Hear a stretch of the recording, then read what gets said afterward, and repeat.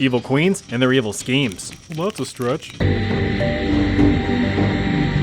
When you come across big bad figures in history, you might wonder if their infamous traits get passed on to their children. In the case of Mary Tudor, daughter of certified neckbeard King Henry VIII, the apple didn't fall far from the royal tree, but not for the reasons you may expect. Little Mary was born in 1516 and was actually the fifth child of King Henry and Queen Catherine of Aragon, but the only one to survive past infancy because babies are fragile.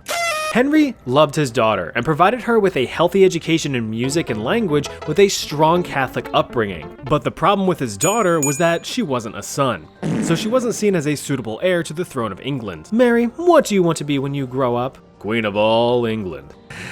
No. With that being the case, Henry VIII sought to sow more seeds and give the law of large numbers another go. After all, he needs a baby boy to slam on the throne and bear the crown.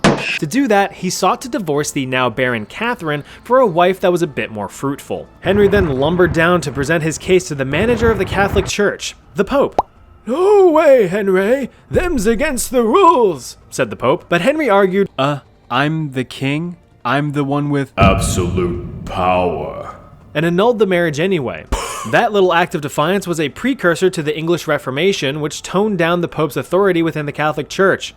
Instead, Henry made his own church, the Church of England, and put himself in charge, and he was all, nice. He then got himself a brand new womb on legs, Anne Boleyn, who blessed them with a daughter in 1533. Great, another one.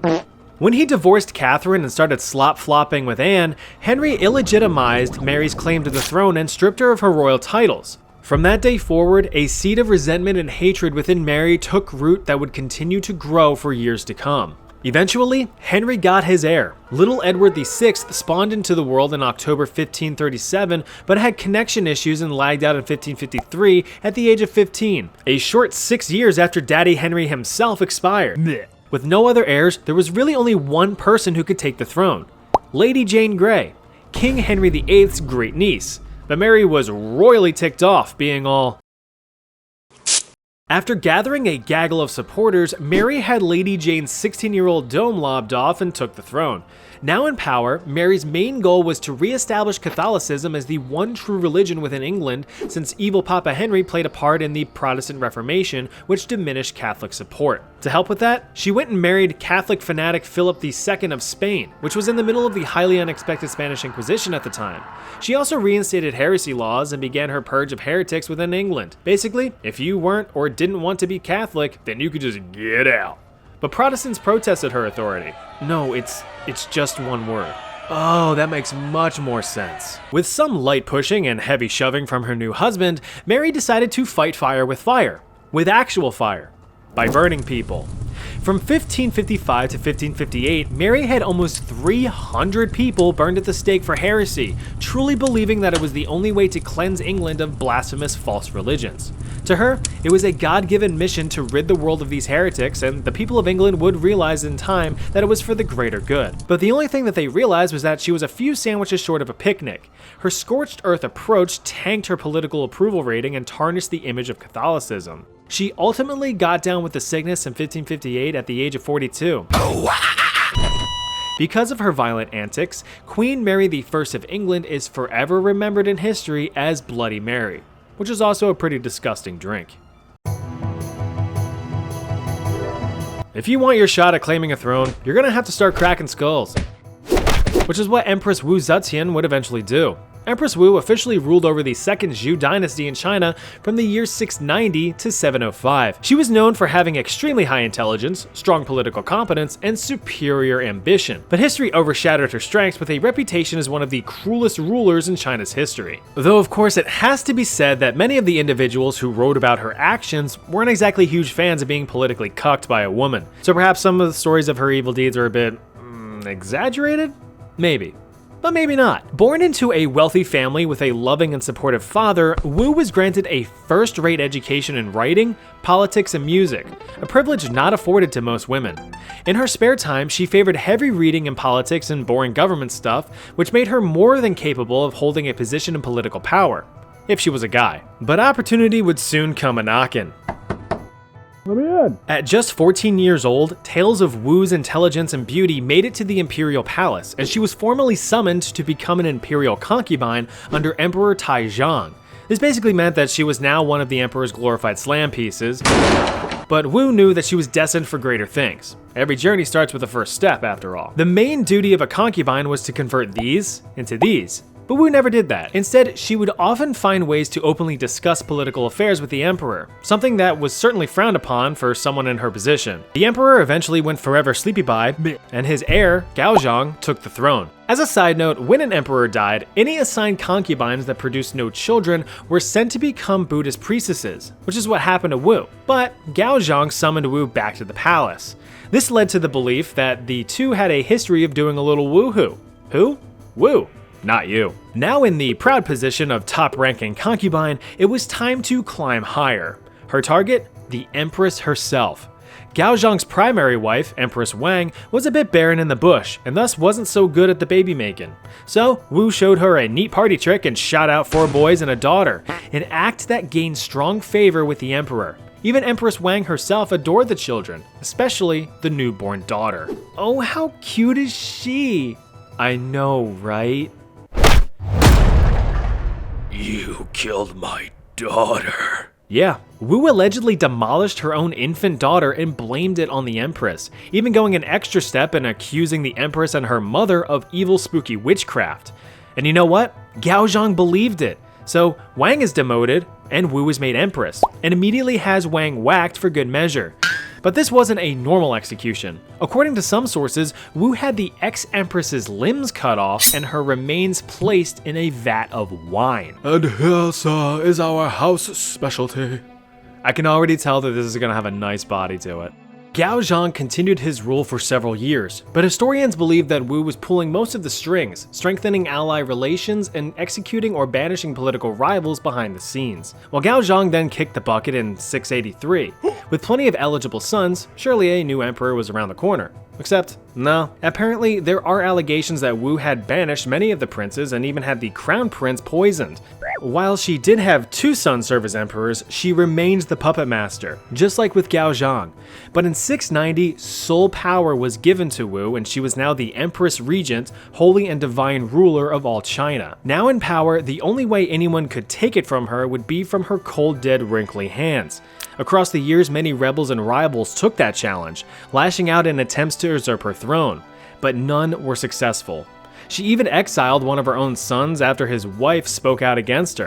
Any and all rebels were quickly eradicated. Despite her aggressive and manipulative climb to power, Empress Wu actually ruled very peacefully. She strengthened many relationships with allies, progressed gender equality, and eased taxes on peasants, allowing agriculture to flourish. Because of her constant vigilance against enemies, China experienced very few military engagements during her reign.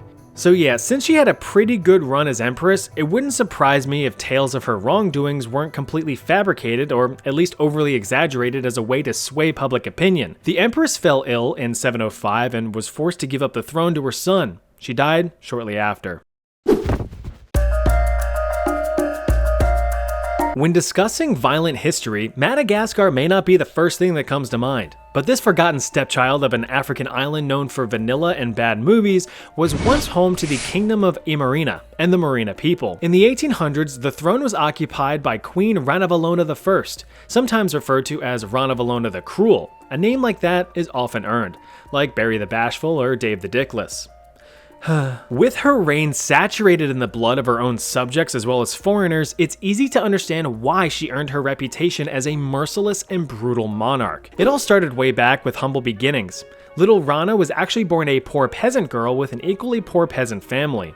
As such, she had a bleak future just chock full of peasant things ahead of her.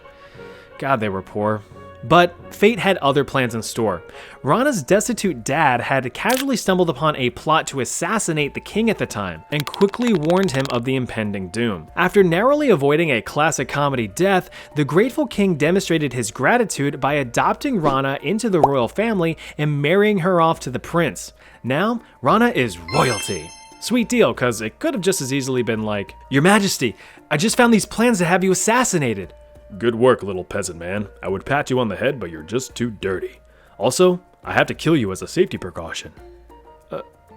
Oh, you understand. Nice guy. Oh yeah, real nice guy. Fast forward a bit, the king eventually dies, Rana's hubby prince becomes king, he dies, and then in 1828, the now 50-year-old Rana seizes the palace for herself, murdering any and all royal family members so that no one can even think of contesting her newfound power. Sure, she's powerful and all, but can she make your subscribe button glow? I didn't think so. You should click it. One of her first orders as Supreme Mega Ultra Ruler was to establish Madagascar as a self-sufficient nation. In doing so, she told everyone else to go kick rocks, pound sand, and touch grass, because Madagascar is a strong independent nation who don't need no foreigners. Oh yeah, she kicked out all of the foreigners too. Go on. To fully eliminate all outside influence, she had any colonials stripped of their titles, completely nullified all treaties with smelly Europeans, mainly the French, and straight up banned Christianity. Sorry, Jesus. Keep hanging in there, buddy. Queen Ranavalona sent Madagascar back into the Dark Ages, and good old tradition was back on the menu. Even the justice system was completely uprooted. Forget your run-of-the-mill witnesses, evidence, and testimony. That's boring. Instead, we have this. The trial by ordeal. Simply chug a frothy cup of poison seasoned with goopy chicken skin. If you throw up, you're innocent. So the French were all sacre bleu about Madagascar's isolationism, because they kinda wanted to grab a piece of that landmass. So they tried to do just that, but the queen was all, no, don't touch, and kept fighting off the invaders. In 1835, the French made a really big push to take the island, but they were swiftly defeated and had to escargot the heck back to Europe. But to really drive home the idea that Madagascar was off limits, Queen Rana had the heads of French soldiers placed on pikes and littered around the beaches. This caused any would-be invaders to think twice lest they be converted into a pretty cool Halloween decoration. With outside influence now null and void, it was time to focus inward. The people of Madagascar were taught the importance of self-sufficiency. As such, they would only produce what they needed to survive and prosper. So they made guns, and bullets, and alcohol. Hell yeah. Infrastructure and factories were built using mandatory labor. This was a kind of tax that citizens paid through sweat and tears. After all, them things ain't gonna build themselves. As for the Christians on the island, they were executed, either by being hucked off ledges, burned, or by using a colorful method of progressive amputation. Not a good time or place to be a Christian. Many citizens were outraged at what the kingdom was turning into and attempted to remove Rana from the throne. Keyword being attempted. With all of this violence and lower quality of life, not to mention various diseases, the population took a nosedive. Some sources claim that between 1833 and 1839, Madagascar's population of 5 million fellas was cut down to just 2.5 million. Not a good stat to tack onto your legacy. Rana reigned for 33 years before honking her last shoe in her bed in 1861. To her credit, she did keep colonial rule at bay while building up her own kingdom. She just, killed half of her country.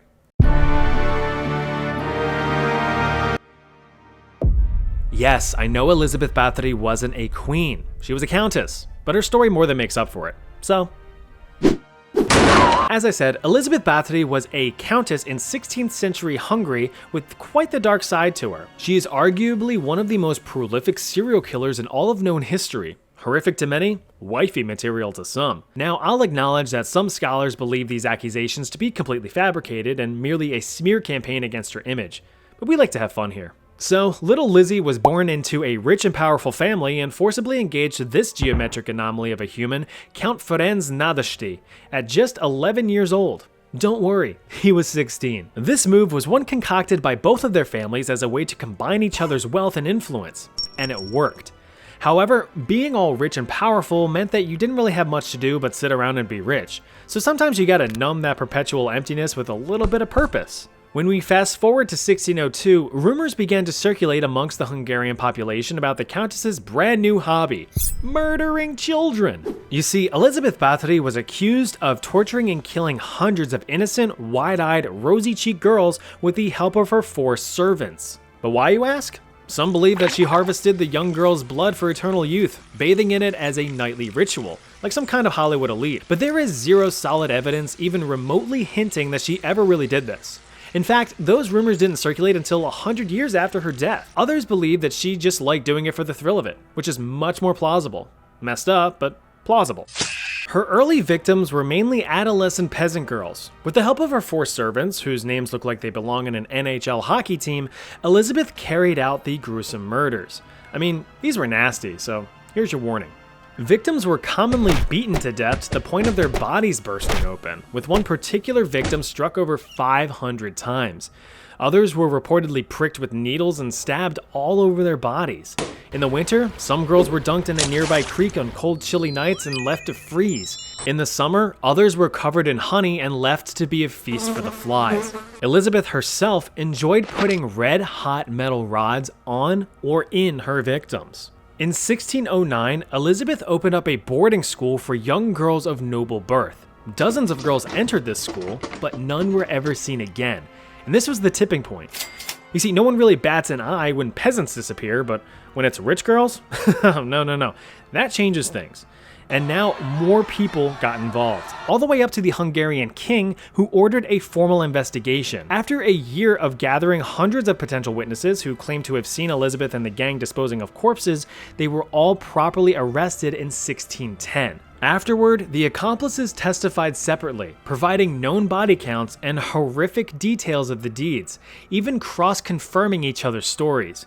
Because of this, historians believe that their testimonies are true recollections of the horror. Elizabeth is often pinned with the body count of over 600 victims. But that's just crazy.